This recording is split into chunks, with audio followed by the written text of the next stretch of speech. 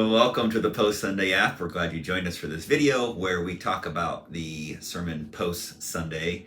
Ben Daniels next to me here. We're glad you joined us. We didn't get a lot of questions. Are you today. trying to fill time since we don't have a lot of questions? We don't have a lot of questions today. So let's talk about our church replant. Yeah, let's do that. Yeah, that's not a surprise to you. No. I'm bringing that up. But Jordan Embry spoke yesterday about our the application of the harvest was the Sunday school lesson that he did. And Daniel, what would you say? Why are you excited about a church replant? Yeah, I mean, the church exists to glorify God, so we proclaim Christ as Lord and prepare His people to worship Him forever. And part of that is through the establishment of other local churches. And so we do that globally, and then we also do that locally. And it's just really exciting to think about the church here in Central Illinois. We have many partnerships with churches in this area that we're just so excited that we have faithful men and women loving the Lord and serving Him at these churches. And so to look at another area and say, okay, we're going to be involved in helping there be another healthy church in this area it's just exciting to see God glorified in that way. So the fact that we get to use our resources and contribute them to something like that is overwhelming. Yeah. You think about the eternal benefits of this as well too. Yeah, right. So yeah. Right. Yeah, Jordan did a great job yesterday talking about how it's the whole church that plants a church. It's not just the leadership that does it. Or he asked the question to the group of who plants churches, and you wanted to give like the kid Sunday school answer. Yeah. Jesus. God. Yeah. So I think people will like, what do you want us to say? What do you want us to say here? But the right answer is God, of course, in His sovereign providence.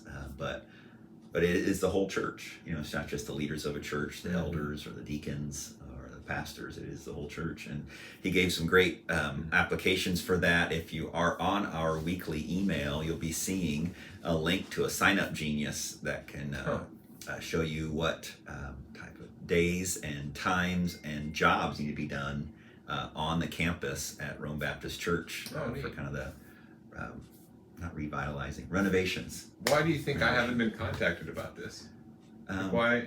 You've been very open, Daniel, about your abilities to renovate. But here's the thing, though. They're not all skill level. Oh, there we go. There's cleaning. Yeah.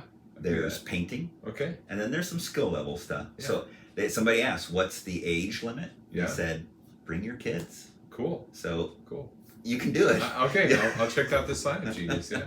Yeah. No, but you're more skilled than you let on. But. Well, I'm not in the fine motor skill, like painting. When you said, I thought painting was going to be the skill thing. Oh, well, it kind of is. I can do like a big area, but the fine. Yeah, we'll put you on the roller. Yeah. Yeah. Okay. So anyways, you can look for that in your weekly email. And if you're not on our weekly email, you can email info@Bethany Community Church, and we will make sure you get on a church center and get on the app and get you going. So awesome. Yeah. So I spoke of God's providence there, and that's what you spoke on. I did yesterday from 1 Samuel 27, 28, 29, 28, 29. Yeah, 27 and 29 and 28 will be next week. Okay. Or the week after. Right. Okay, I should have looked at my notes better. No, you're good. Okay, well, I thought this was really good, Daniel. The let's see. Let me get to the message, big idea. What are you using? OneNote there? I'm using OneNote. Yeah. Yes. What'd you think?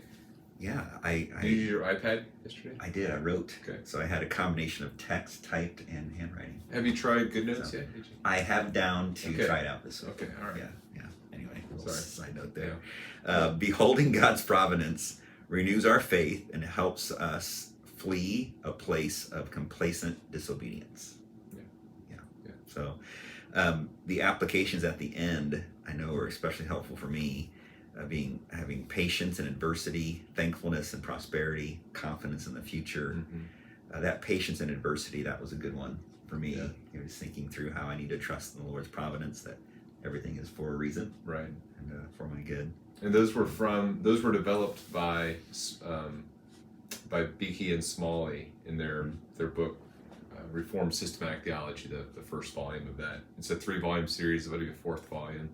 Really good, really accessible. Yeah. If someone's looking for a good systematic theology, I recommend that. Okay. So Say the it's names called again. Reformed Systematic Theology by Beakey and Smalley. Okay. Yeah. Very good. Very good. Well, a couple of questions that did come in. One of them was, would David had gone through with killing Israelites had he not been stopped? Yeah, it's a good question. I don't think the text tells us exactly what's going on in David's mind. I kind of thought, no, Yeah. he wouldn't have. Someone else said they thought, as they read it, that he would have. And some commentators mention how this is God keeping him from being involved in Jonathan and Saul's deaths. I think the ESV Study Bible mentions that. So I don't know. Yeah. I think he was in a dangerous spot for sure. You're right. But trying to live that double life, I think I kind of read it thinking he wouldn't have, but he doesn't say I wouldn't. But he hasn't so far. He hadn't to that point.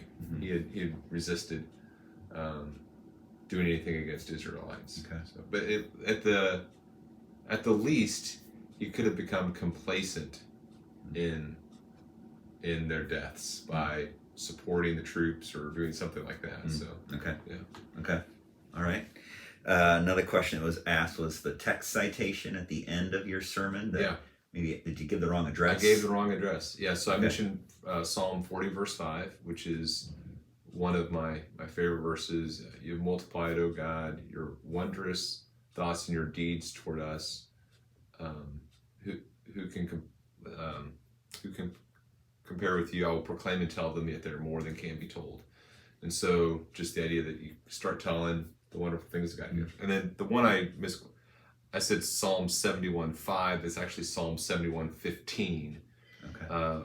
Psalm 71:15. My mouth will tell of your righteous acts, of your deeds of salvation all the day, for their number is past my knowledge. And so just that idea that, if we started talking about God's providence and his mighty, wonderful deeds, his works of salvation, we would never stop. Okay. Yeah. Okay. Now heading into 1 Samuel 28. Right. Then, this coming Sunday. Yeah. Either this Sunday or next Sunday. I'm not totally sure. Yeah. Yeah. Okay. So we'll see. Very good. Yeah. All right. Well, thanks, Daniel. And thank you, too, for joining us on the Post Sunday app. Have a great rest of your day.